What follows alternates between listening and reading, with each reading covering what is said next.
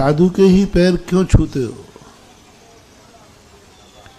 एक बार मैंने कहा था, क्यों भैया परेशान कर रहे हो, अभी गिर जाऊंगा मैं गिर जाऊंगा। तो भी तुम कहते महाराज आप गिरो तो गिरो, हम तो पैर तो। सबको मालूम है कि चलते समय पैर छूने में साधु को रिक्स है, और एक दो बार हो भी चुका। हमारे गुरु महाराज को भी एक बार हो गया था, पैर छूने से आचार्य श्री के हाथ में। तब हम लोगों ने कहा भाई अब तो आपको शांति है। सहपुरा भटोनी की बात है, पनागर से सहपुरा 1986 के लगभग की। आचार्य श्री इतनी भीड़ में एक ने जा, आचार्य जब बिहार तो चलते ही है, और किसी ने जाकर ऐसे पैर पकड़े कि आचार्य श्री हाथ के बल टेक लिया, फ्रैक्चर हो गया। सहपुरा भटोनी में आचार्य श्री प्रवचन को नहीं गए, मुझे भेजा। तो मैंने, अब जनता तो खूब भीड़ रहती ही थी अपने गुरु के प्रवचनों में। हमने कहा भैया अब तो आप सबको साता है, आपके पैर छूने से ये मिला।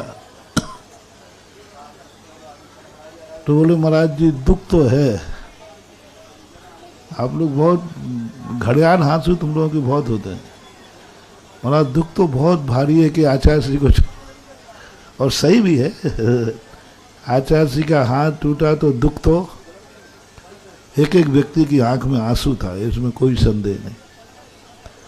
और सबने कहा महाराज जी ऐसा मत कहो, आचार्य श्री के हाथ टूटने पर किसको खुशी होगी, हम लोगों को शांति नहीं है, अशांति है। और जिसके कारण टूटा था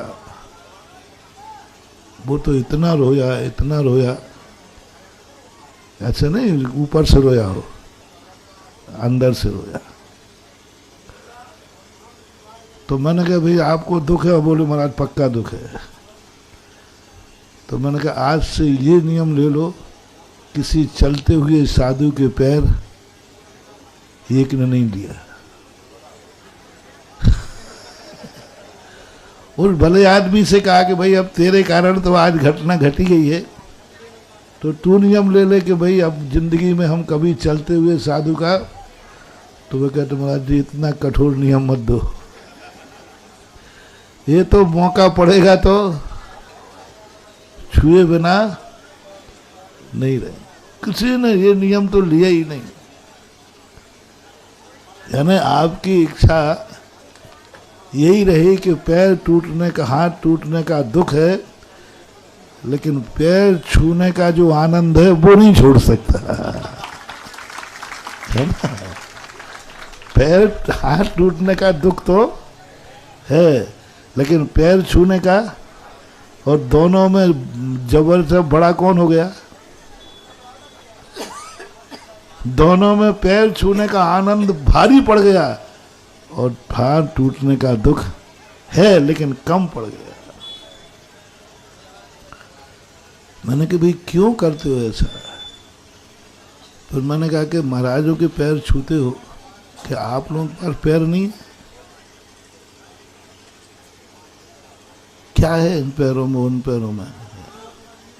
ऐसा करो एक दिन थोड़ा रेजर लाओ, महाराज के पैर में कट लगाओ, लेकिन साथ में तुम अपने में भी लगाना, और दोनों में देख लेना क्या है, हाड़ मांस खून के अलावा क्या निकलेगा।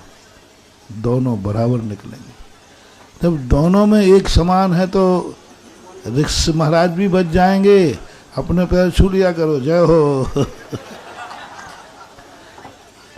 और महाराज जी आप ऐसा करवा मत देना, आपका डर लगता है, पता नहीं, आप जो चाहो वो करवा दो, कहो आज से यही चालू हो जाए। क्योंकि लोगों को मालूम है कि इस मंच से जो बोल देते हैं वो लोग, कहो 2 4 10 लोग चालू कर दे, बोले किसने कहा? महाराज चालू तो हो जाएगा, लेकिन लोग तुरंत आगरा भेज देंगे कि ये पागल हो गया है, या इसको ऊपरी हो नहीं सकता। क्या है? यही बस वही है अंतरंग चेतना।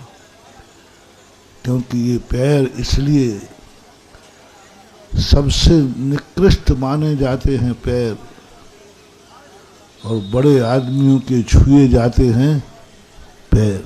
क्यों?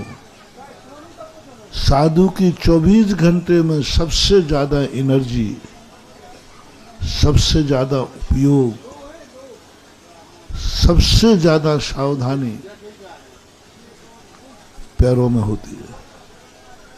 पूज्यवर पद्मनंदी महाराज पद्मनंदी पंचविंशतिका में लिखते हैं।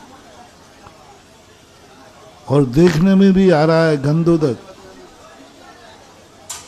आप लोगों को किसी का पैर लग जाए तो कितना बुरा लगता है, हाथ लग जाए तो नहीं लगता, यानी पैर ज्यादा निकृष्ट है ना।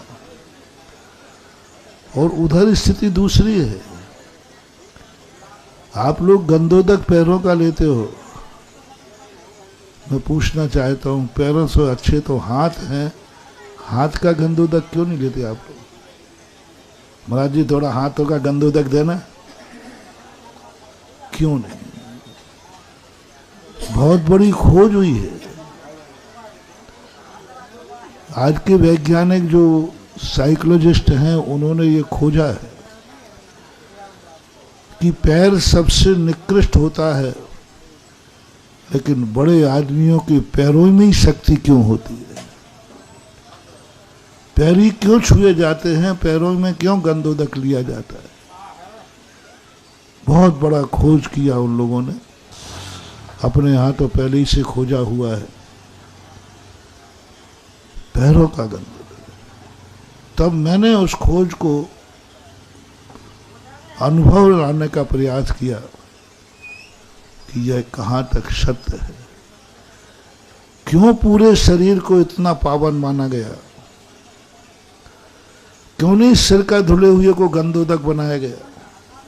हाथ से अच्छा तो सिर है, पर किसी मुनिराज के सिर के को गंधोदक नहीं कहते, पैरों को कहते। फिर जब ये देखा गया कि 24 घंटे में मैंने काउंट किया कि सबसे ज्यादा साधु करुणा से, दया से कब भरता है?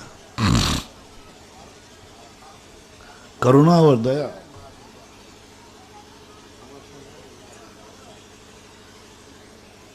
और परोपकार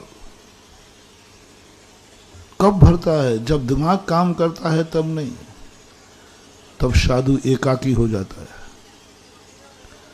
साधु को दुनिया से कोई लेना देना नहीं है। जब साधु का मस्तिष्क काम करता है, तत्व का चिंतन करता है, उस समय दुनिया मिटे तो मिटे, बने तो बने, उसको अपने चिंतन से मतलब रहता है। वो अपनी आत्मा का ध्यान करता है, कोई मतलब नहीं है। वो अपने आत्म के स्वरूप में स्थिर हो जाता है, अपने संबंध में सोचता है, अपने संबंध का विचार करेगा, एकाकी होने का प्रयास करेगा। कोई मेरा नहीं, मैं किसी का नहीं, इसी का नाम ध्यान है। अगर आपको मेरी वीडियो अच्छी लगती है तो प्लीज़ मेरे चैनल को लाइक करें, शेयर करें और सब्सक्राइब करें। Thank you.